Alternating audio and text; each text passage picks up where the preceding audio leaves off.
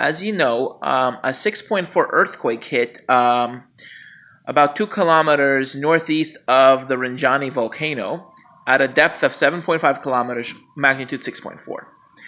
I talked to a geologist yesterday, to a seismologist. They told me that this quake was a shallow thrust fault because the motion was more vertical, not horizontal. It was more of a up and down than a side-to-side motion. Close to 20 people have been killed, and close to 20 people have been killed. And this quake was registered, of course, 6.4, and caused extensive damage across the northeastern sections of Lombok Island. The thing is about this quake, it occurred at very shallow depth, at only 7.5 kilometers. And actually, the quake occurred right around the area where the magma chamber should be, or just above or below, but most likely above, because magma chambers are usually located between 8 to 12 kilometers deep.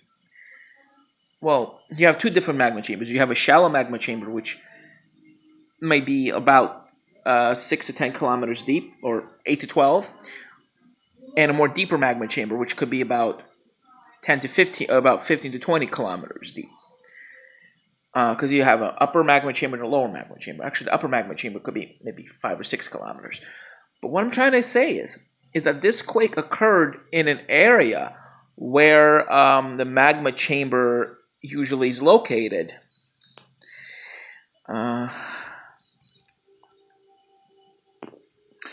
And because of this,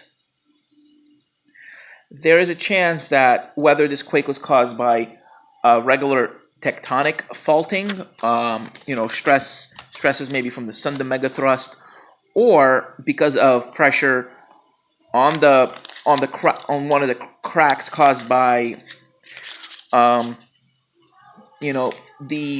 magma chamber being more inflated, causing more stress in the rocks.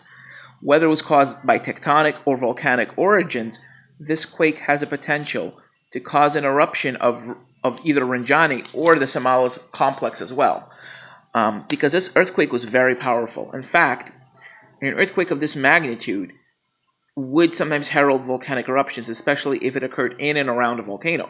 And this volcanic eruption actually occurred right around the volcano. Actually, it occurred in the volcano, not at the crater, but a little bit away from the crater, more northeast of the crater. And this is very concerning, as I said, because this could create more cracks, definitely created cracks for the magma to move upwards, to snake upwards. Because this is more of a thrust fault and not more of a horizontal, but because it was more of a vertical faulting, this definitely created cracks and magma could seep upwards, which could potentially cause more volcanic activity somewhere down the line.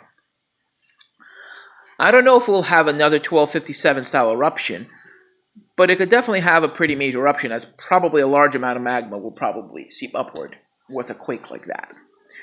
My expectations is that it will probably have an eruption within the next 1 to 2 years, which is expected, since Rinjani does have eruptions every few years, but I'm expecting a larger eruption. I'm expecting a major eruption, maybe level VEI 4 or 5, within the next 2 to 3 years.